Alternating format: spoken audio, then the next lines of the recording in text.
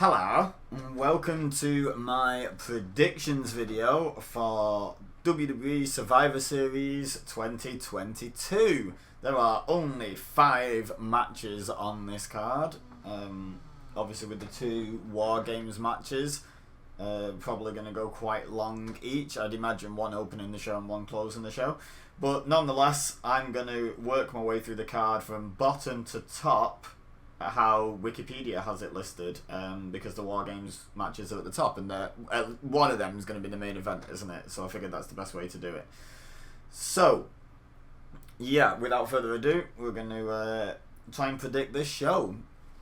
Starting with the triple threat match for the United States Championship. Seth freaking Rollins defends against Bobby Lashley and Austin Theory. And I really don't know which way to go with this one. Because, like, Seth's not long since won the title and, you know, is obviously a big name, and the US title is essentially the main title on Raw at the moment, so it's good to have, like, such a big star holding it to elevate it. Not quite to World Championship level, but to sort of in between mid-card and World Championship level, so I think he's a good candidate to carry it. But then again, Bobby Lashley is a former WWE champion, you know, and portrayed as quite the big deal these days, you know, in WWE, so he wouldn't be a terrible winner. And then there's the Austin Theory question, because he's had his unsuccessful cash-in, and everyone's taken that as a sign that Triple H, you know, doesn't have the same faith in him that Vince did, and blah blah, because he cashed in on a US title and lost anyway, and just makes him look stupid.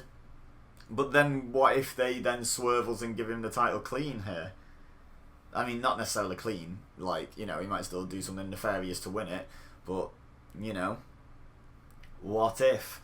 So this is quite a difficult one to call, in my opinion, but what I'm going to do is I'm going to play what is, in my opinion, safe. And I'm going to go with Seth Rollins to retain, as he's not been champion very long, and I don't know, I feel like maybe getting cashed in on would be a better way to take the title off him if you had any intention of doing so right now.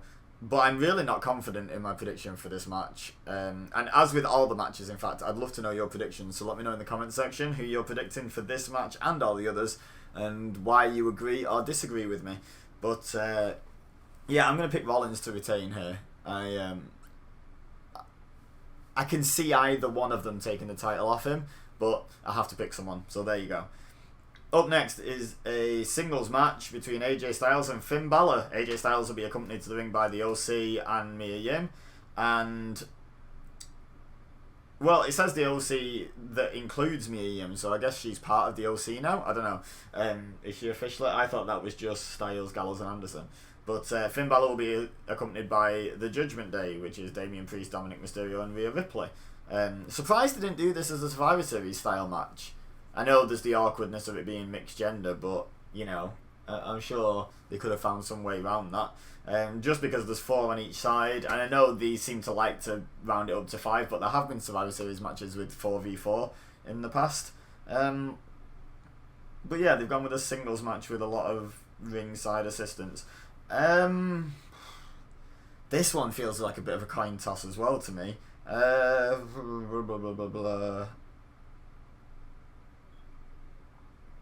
really don't know. I think maybe, okay, so they've just done a big thing with Dominic Mysterio and Rhea Ripley crashing Thanksgiving, but Ray's supposed to be injured, right? Is there any way Ray gets involved and helps AJ Styles win? I wonder if that's like a possibility, because that segment is playing on my mind when predicting this. So even though that might not be how it goes down, I'm going to pick AJ Styles here. AJ Styles hasn't had a win on pay-per-view in WWE since like something like July 2019 or something ridiculous like that. I can't remember exactly what the date is, but it's a long time. So, you know, maybe just here he can afford to get a win. It doesn't really do any harm, especially if there's loads of shenanigans and what have you. So, yeah, let's go with AJ to win here. Next, Ronda Rousey defends the SmackDown Women's Championship against Shotzi. Shotzi Blackheart, as she was once known. I think this one's clear as day. Ronda retains, right? Like, you know, as much as I like Shotzi, and You know, I think one day she will end up with a women's championship, hopefully. I don't think today is that day. You know, they're just building up Ronda Rousey with defences for her eventual big feud. Ronda Rousey probably holds the title till WrestleMania at this point, doesn't she? So, yeah, unless she's put up against some real threat and there's some real storyline reason why I think she might lose it, I'm probably going to predict Rousey to retain all the way to Mania. But I'm definitely predicting her to retain here. Next, the men's War Games match, which is Sheamus, Ridge Holland, Pete Dunne, Drew McIntyre and Kevin Owens against the Bloodline, which, in case you're not sure, is Roman Reigns, Solo Sikoa, Sami Zayn and the Usos. By the way, I'm calling him Pete Dunne because I hate when people go insist on using wrestlers' indie names when they're in WWE and they've been renamed usually. But I just hate the Butch thing, and hopefully they're eventually going to snap him out of it. But you know, because Butch never main events WrestleMania. Like, as much as he's given it his all, you just can't ever see Butch on the poster for the main event of WrestleMania, can you? You know. So, anyway, I think this is where the Bloodline need to take a loss. I don't think Roman Reigns needs to take a loss here. I think he needs to not be involved. But I think either of the Usos can take the fall. They seem to be really bigging up Solo Sikoa, so probably not him. Even Sami Zayn could take the fall. But, so, the rumour has it that the plan is to reunite Kevin Owens and Sami Zayn. And they've been holding off on Owens' return to TV because the Sami Zayn and the Bloodline stuff was going so well. It was only supposed to last, like, a little while, with him sort of wanting to be in, and then Kevin Owens coming and rescuing him. But because it's been going so well, they've allowed it to run and run and run. But now Owens is back. So now it's time to start planting those seeds, and I think you do it in this match, and it somehow leads to a Bloodline loss. I think that would be really good fun. So yeah, I'm going to predict Sheamus, Ridge, Pete Dunne, Drew McIntyre and Kevin Owens to pick up the win here somehow. I'm not sure exactly how I think it's going to go down. And I'm not super confident in this one either. I could easily see the Bloodline picking up the win because it's the Bloodline at the end of the day. They are so consistently, strongly booked that it's actually quite a difficult decision to bet against them. But yeah, I'm going to go with the Bloodline to lose this one. And finally, the women's War Games match. So Team Belair, which is Bianca, Alexa Bliss, Asuka, Mia Yim and Becky Lynch, the now returned Becky Lynch, against Team Bayley, which is Bayley, Dakota Kai, Io Sky, Nikki Cross and Rhea Ripley. So you've got the interesting interaction there with Mia Yim and Rhea Ripley. They're currently feuding. You've got Nikki Cross and Alexa Bliss. But then you've also got Bliss and Asuka and Dakota Kai and Io Sky, have been having a tag team feud. Then you've got the obvious Bianca Belair and Bayley situation. And then you throw Becky Lynch into it, which is such a big name. Now, part of me thinks, you've just brought Becky Lynch back. Bianca Belair is on like the hottest streak in the company, bar if you're not named Roman Reigns, basically, at the moment. Alexa Bliss and Asuka are big names. Mia Yim only just came back. So that's a really strong team to pick up a win. But the question I asked myself is, what's the benefit to them winning? Like, the champion is on that team. So would it not be a good idea to have the heels win so that maybe someone like Rhea Ripley can step up? And I'm not sure if it's going to be Ripley because Belair Ripley screams WrestleMania to me, so I feel like they're going to build slower to that because I think Rhea Ripley could be the one to take the title off Bianca Belair eventually.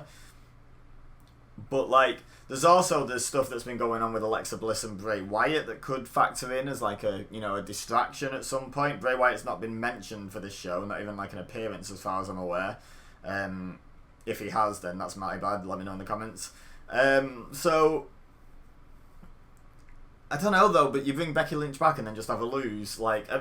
It's probably like Mia Yim or Alexa Bliss or even Asuka that takes the loss, isn't it? If that team loses, if Bayley's team loses, it's probably Dakota Kai or Nikki Cross or Io Sky. It's probably not Bayley or Rhea Ripley or Bianca Belair or Becky Lynch taking the loss. But yeah, I'm really not sure about this one. So I'm going to go with Team Bayley just because of the sense of being able to build the next Raw Women's Championship feud off that result. But they said the stuff with Bayley this is the end of it, so it would have to be Nikki Cross or Rhea Ripley. Maybe they could pivot to Nikki Cross just to pass some time until Rhea Ripley steps up, you know, in the run up to Mania. Rhea Ripley could even win the Rumble at the end of the day and then go on to challenge Bianca at WrestleMania that way. That's perfectly possible. So I'm going to go with Team Bayley, but I'm not. The only result I'm confident in is the Ronda Rousey one. So let me know in the comments what you agree with and disagree with. But I'm going to run through my results one more time, my predictions, which is Rollins to retain, AJ Styles to beat Finn Balor, Rousey to retain, the Bloodline to lose their War Games match, and Team Bayley to win their War Games match. Leave a like if you enjoyed this video. Don't forget to subscribe if you're new here. I will be doing a review. So subscribe and hit that bell so that you get notifications and get notified when I upload the review. And share with your friends if you think they would enjoy what I do here. But for now, all I have left to say is thank you very much for watching. As always, I've been EBEZA, you've been amazing, and I'll see you next time.